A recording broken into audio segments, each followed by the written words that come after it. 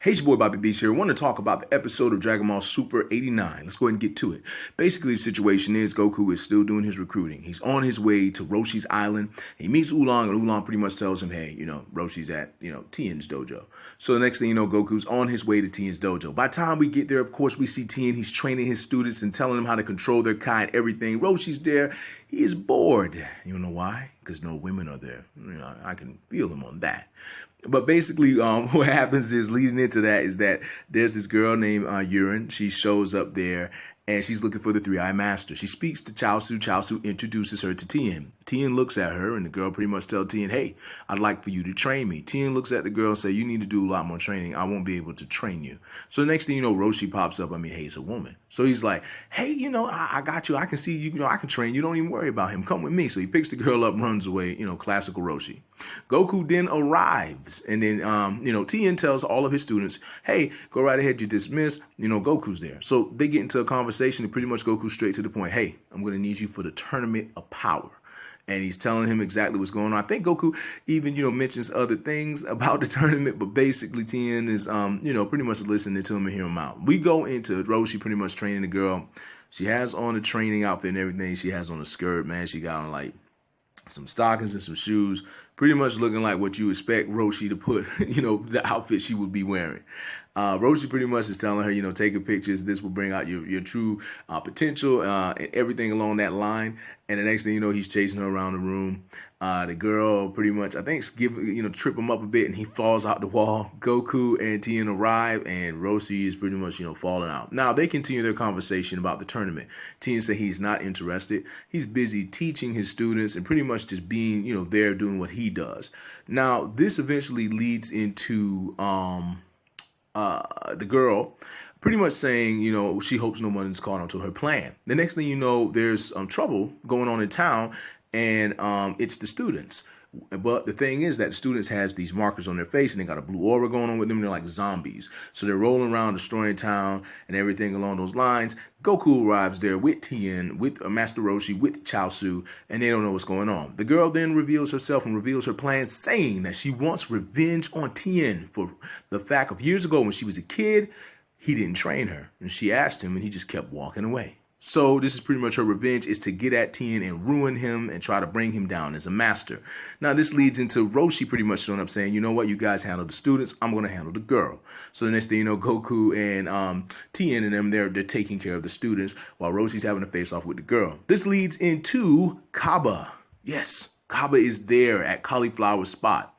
Cauliflower is pretty cool. You can tell she's kind of like a hardcore, a tough chick in her own right. Her whole crew is there and they look like a crew from the 80s, like an 80s anime from back in the day, like straight up, up and down, straight up 80s.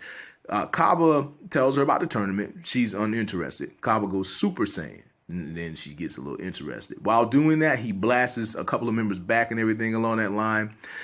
We see Kale there. Kale's having like a brief cameo, so she's just like there and she's just looking. No words or anything. So we don't even know if Cauliflower has agreed just yet, but she's just pretty much like, she's interested in the Super Saiyan. So we go back to Roshi facing off with the girl, which is Urine. And basically what's going on is that she's jumping at Roshi's trying to attack him. Of course, can't phase Roshi at all.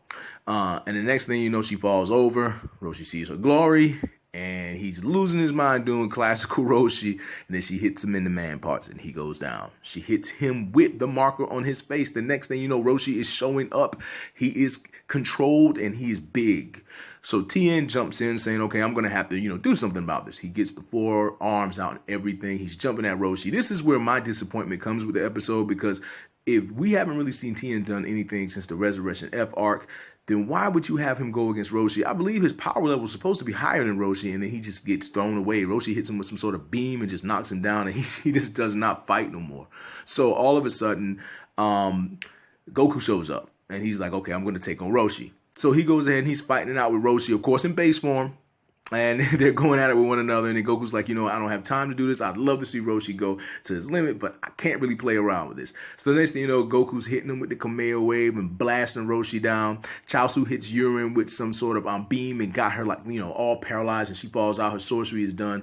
Next thing you know, Roshi is back to normal, and the marker fades away. Now, with that being said, the town is destroyed. The students are all right. The village people are all right, but the town is completely destroyed.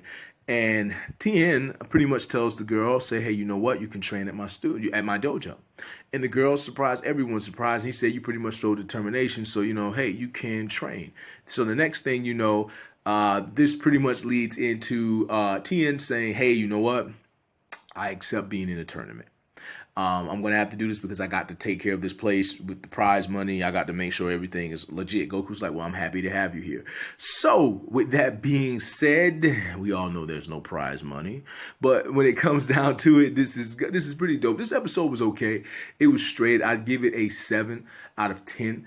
I would say that, the scenery was different. Having these new characters in there are different because basically for the longest Dragon Ball has been the Super Saiyan show. And now having people back in there like Tien and Master Roshi, and even this new character, Yurin, showing a different side of Dragon Ball. Because one thing they don't really get into with Dragon Ball, they don't really get into the magic like that. And the thing is, they really can open up a new arc or a new side of power with that arc versus, the keys and the Super Saiyans and, all of that nature. They really should expose that more. That was in Dragon Ball a lot.